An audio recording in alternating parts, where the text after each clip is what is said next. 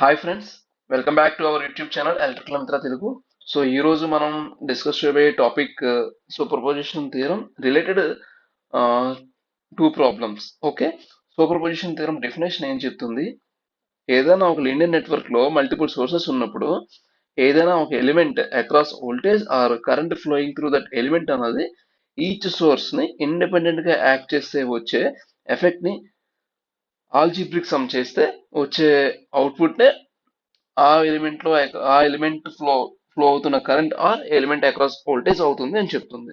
కొంచెం ఒక ఎగ్జాంపుల్ తీసుకొని బ్రీఫ్ గా చూద్దాము. ఈవెన్ తో మనం ప్రీవియస్ క్లాస్ లో డిస్కస్ చేసినప్పటికీ ఒకసారి అయితే ఇక్కడ చూద్దాం. ఏంటి, సపోజ్ చిన్న స్మాల్ సర్క్యూట్, సేమ్ సర్క్యూట్ తీసుకుందాం. ఒక లీనియర్ సర్క్యూట్ అన్నాడు కాబట్టి components should be linear elements. Already resistors అన్నవి మనకు తెలుసు లీనియర్ ఎలిమెంట్స్. ఎందుకు లీనియర్ ఎలిమెంట్స్ ప్రీవియస్ క్లాస్ లో నేర్చుకున్నాము. ఏమైనా డౌట్స్ ఉంటే ఆ క్లాస్కి వెళ్ళి చూడొచ్చు. ఇలా తీసుకుంటే ఇది 20 వోల్ట్స్, ఇది 15 వోల్ట్స్. సపోజ్ ఈ 10 ohms లో కరెంట్ కావాలన్నా లేకపోతే 10 ohms అక్రాస్ వోల్టేజ్ కావాలంటే ఏం చేస్తాం? సూపర్ పొజిషన్ థియరం ప్రకారం ఫస్ట్ ఈ 20 వోల్ట్ సోర్స్ ని యాక్టివ్ గా ఉంచి 15 వోల్ట్ సోర్స్ ని ఆఫ్ చేసేయాలి. ఐ మీన్ వోల్టేజ్ సోర్స్ అయితే ఇన్యాక్టివ్ చేయాలంటే దాని మీనింగ్ ఏం చెప్పాను? షార్ట్ సర్క్యూట్ చేయడం.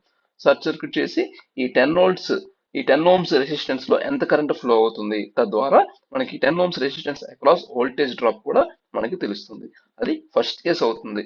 అండ్ దాన్ని అందులో ఫ్లో అయ్యే కరెంట్ ని ఐ అనుకుంటే ఇప్పుడు మనం ఈ సోర్స్ ని ఏదైతే ప్రీవియస్ గా యాక్టివ్ గా ఉంచామో ఆ సోర్స్ ని ఇన్యాక్టివ్ చేసి, ఇన్ కేస్ ఇది ఆ, ఏంటి వోల్టేజ్ సోర్స్ అయితే షార్ట్ సర్క్యూట్ చేయడం, కరెంట్ సోర్స్ అయితే ఓపెన్ సర్క్యూట్ చేసి రిమైనింగ్ ఏదైతే ప్రీవియస్ గా ఇన్యాక్టివ్ చేసామో దాన్ని యాక్టివ్ కేసులో ఉంచి ది 10 ohms రెసిస్టెన్స్ లో ఎంత కరెంట్ ఫ్లో అవుతుంది అండ్ దాని ద్వారా వోల్టేజ్ ఎంత ఎపీర్ అవుతుంది అన్నది తెలుసుకుంటాం. సో ఇప్పుడు ఇందులో ఫ్లో అవుతున్న కరెంట్ ఐ డాష్ అనుకుంటే అప్పుడు algebraic some I plus I dash నుండి వచ్చే ఎఫెక్టే total current flowing through this 10 ohms resistor due to this 20 volts and 15 volts source. Okay, మనం ఇక్కడ ఒకటి చూద్దాం. ఏంటంటే సూపర్ పొజిషన్ థియరం తోటి ఏదైనా ఎలిమెంట్ అక్రాస్ ఫ్లోయింగ్ కరెంట్ కానీ లేకపోతే ఎపేర్ అవుతున్న వోల్టేజ్ కానీ క్యాలిక్యులేట్ చేయొచ్చు.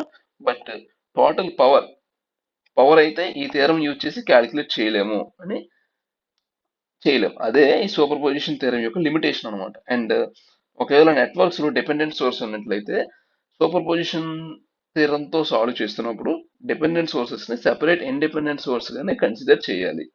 ఓకే, అండ్ ఆల్రెడీ మనం చెప్పుకున్నాం ఈ సూపర్ పొజిషన్ థియరం యొక్క యూజ్ ఏంటి అని.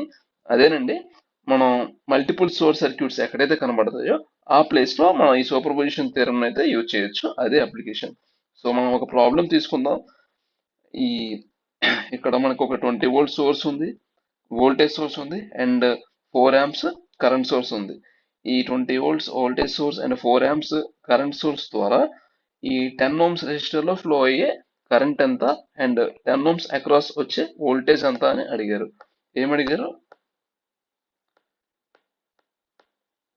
ఇందులో ఫ్లో అయ్యే కరెంట్ అండ్ ఇక్కడ వచ్చే వోల్టేజ్ ఎంత అన్నది మనల్ని అడిగారు. అదే ఇక్కడ సాల్వ్ చేద్దాం. ఓకే,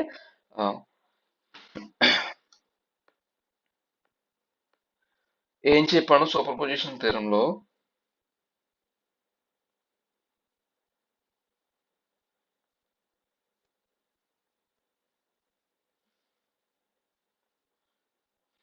ఇన్ కేస్ అది వోల్టేజ్ సోర్స్ అయితే ఇన్యాక్టివ్ చేస్తున్నప్పుడు దేంతో రీప్లేస్ చేయమన్నాను? షార్ట్ సర్క్యూట్ తో రీప్లేస్ చేయమని చెప్పా.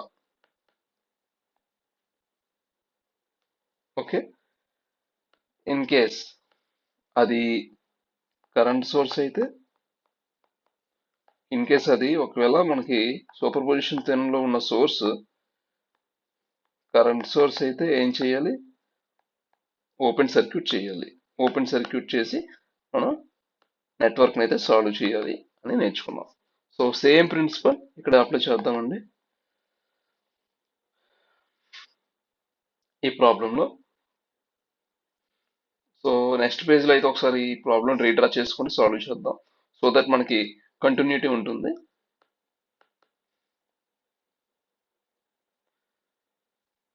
ఏంటి ఓకే ఏంటిది ప్రాబ్లం ఏంటి? 5 ohms ఇది ఒక 10 ohms.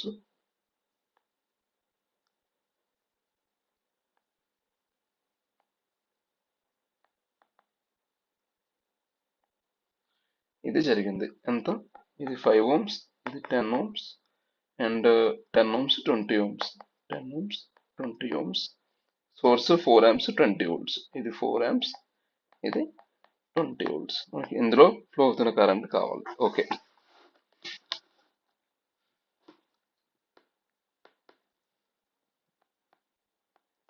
కేస్ 1 చూద్దాం.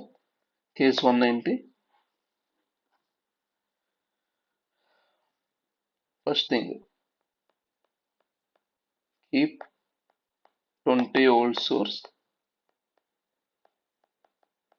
active and keep 4 amp source inactive. Okay, 20 volt source యాక్టివ్గా 4 amp సోర్స్ని ఇన్యాక్టివ్గా చేసి ఈ ఫస్ట్ కేసు అయితే సాల్వ్ చేద్దాం. ఓకే, ఏంటి సర్క్యూట్ని రీడ్రా చేస్తే ఓకే ఫస్ట్ 20 volt సోర్స్ని యాక్టివ్ అన్నాం కదా, యాక్టివ్గా ఉంచాము. Next 4 amps current source inactive చేయాలి. ఇన్యాక్టివ్ చేయడం అంటే దాని మీనింగ్ ఏంటి? కరెంట్ సోర్స్ కాబట్టి ఓపెన్ సోర్స్ చేసాం. So 20 volts, 5 ohms, 10 ohms, 10 ohms, 20 ohms, 20 ohms కదా. ఓకే, ఎస్యూమ్ ఈ పాయింట్ ని నోడ్ ఏ అనుకుంటున్నాను అండ్ కరెంట్ డైరెక్షన్స్ ఈ విధంగా తీసుకుంటున్నాను. కేసీఎల్ తో నేను ఈ నెట్వర్క్ ని సాల్వ్ చేస్తాను. I1, I2, I3 కరెంట్స్ అనుకుందాం. Okay,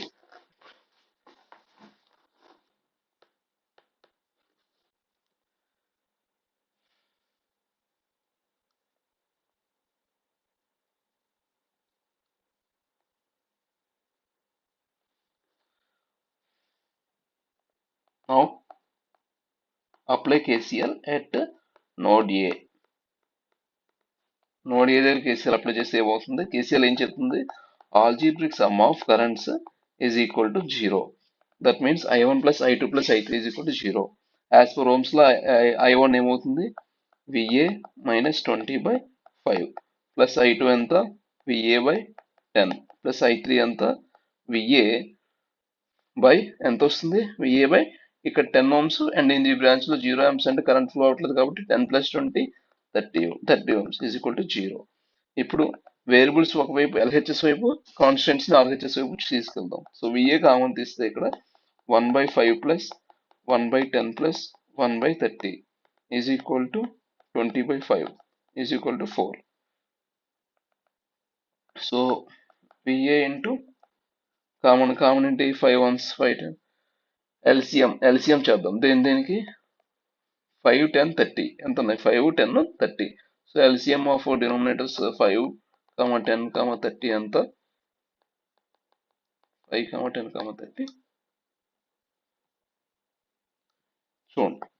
5 1s 5 2s 5 6 2 1s 2 1s 2 3s. That means 5 2s 10, 5 into 2 into 3, that means 30.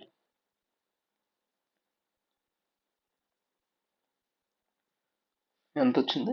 30. 5 6 30, 6 into 1 6, 10 into 3 is 30, 3 into 1 3, 30 1s 30, 1 1s 1 is equal to 4. That means VA into 6 plus 3 9 plus 1 10, 10/30 is equal to 4.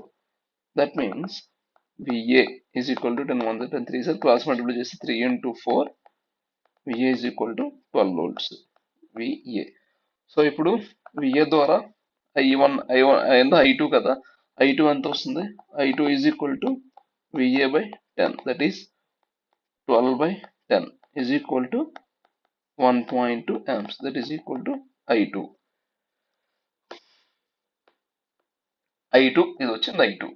మనకి ఇప్పుడు ఇదేంటి? Only 20 volt source యాక్టివ్గా ఉంచినప్పుడు next case ఏంటి, ఇప్పుడు case 2 solve చేయాలి. Case 2 ఏంటి, 20 volt source ని ఇన్యాక్టివ్ చేసి 10 వోల్ట్స్ 4 ఆంప్ సోర్స్ ని యాక్టివ్ చేయాలి. Let's solve for that. Okay,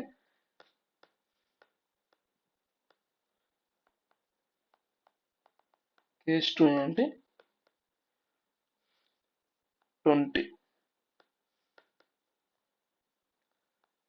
20 volts source inactive and 4 amps current source active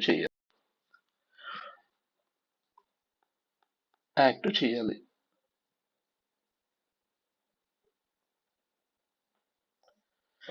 okay, ఇప్పుడు సర్క్యూట్ ని రీడ్రా చేద్దాం.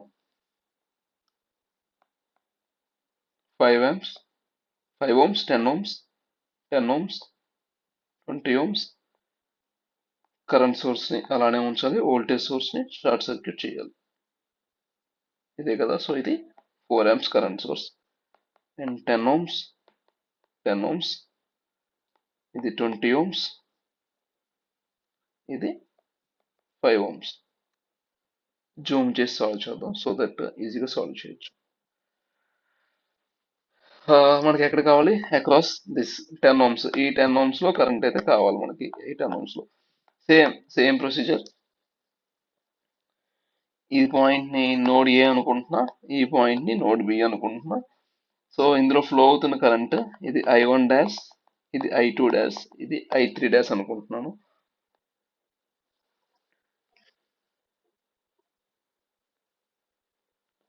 అండ్ ఇక్కడ ఫ్లో అవుతున్న కరెంట్స్ ని, ఇది ఒక నోడ్ బి కదా, నోడ్ బి దగ్గర కూడా కరెంట్స్ డైరెక్షన్స్ తీసుకోవాలి. ఇక్కడ I4 అండ్ I5 నేను ఎగ్జామ్ చేసుకుంటున్నాను. Now let us solve this. ఏంటి, first of all apply KCL at node A. ఏమవుతుంది, KCL ఏం చెప్తుంది, algebraic sum of currents at any node is equal to 0. At node A all currents are leaving, అన్ని currents leave అవుతున్నాయి కాబట్టి అన్ని currents కి ఒకటే సైన్ తీసుకుంటా. లెటర్స్ నేను పాజిటివ్ సైన్ తీసుకున్నా. So I1 dash plus I2 dash plus I3 dash is equal to 0. అంటే I1 డాష్ అంత ఓమ్స్ ల ప్రకారం VA/5 ప్లస్ I2 డాష్ అంత VA/10 ప్లస్ I3 డాష్ అంత I3 dash is equal to VA minus VB/10 ohms is equal to 0. దీన్ని solve చేస్తే 1/5 plus 1/10 plus 1/10 minus VB/10 is equal to 0. Nothing but VA into 1/5 plus 1/10 plus 1/10 అంటే 2/10, 2 ones are 2 5s, so again 1/5 is equal to VB/10. So VA into 2/5 is equal to VB/10. 5 ones are 5 2s are. That means VB is equal to VA. ఇది ఒక equation 1 అనుకుందాం. Now let's move to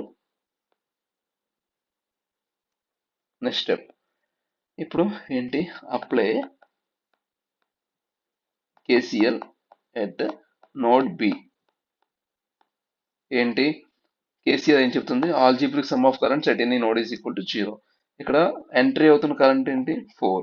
so దానికి positives నేర్చుకున్నాం. And leave అవుతున్న కరెంట్స్కి ఏం తీసుకోవాలి, negative. ఇక్కడ leave అవుతున్న currents I4 and I5, so negatives ఏం తీసుకున్నాను. So 4 minus I4 minus I5 is equal to 0. That is equal to 4 is equal to I4 plus I5. So KCL apply చేసుకుంటే,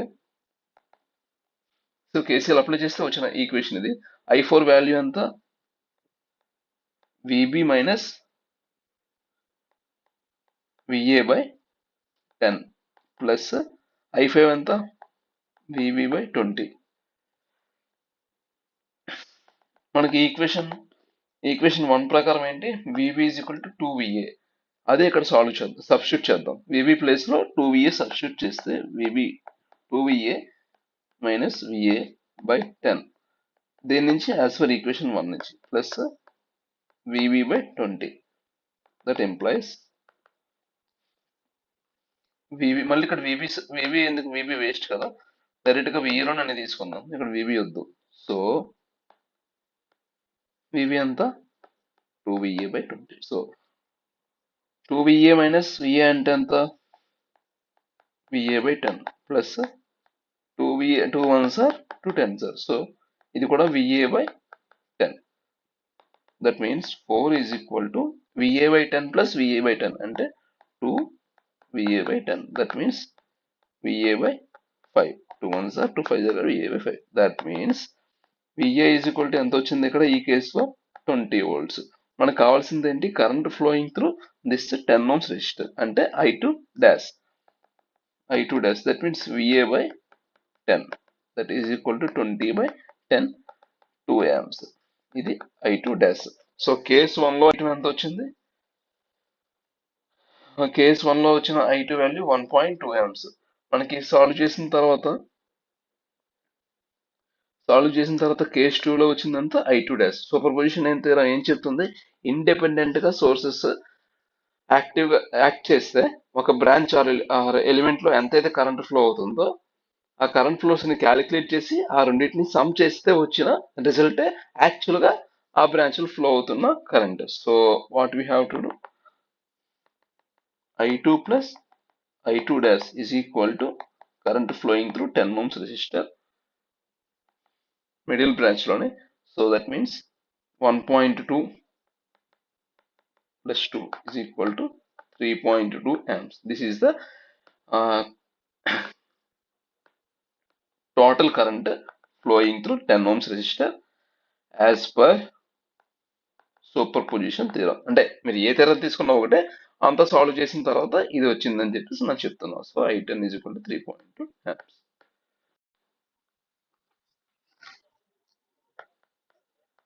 thank you అండి. So ఈ ప్రాబ్లంతో ఇక్కడతో ఈ lecture అయితే close చేస్తున్నాను. Please like, share and subscribe. Thank you again.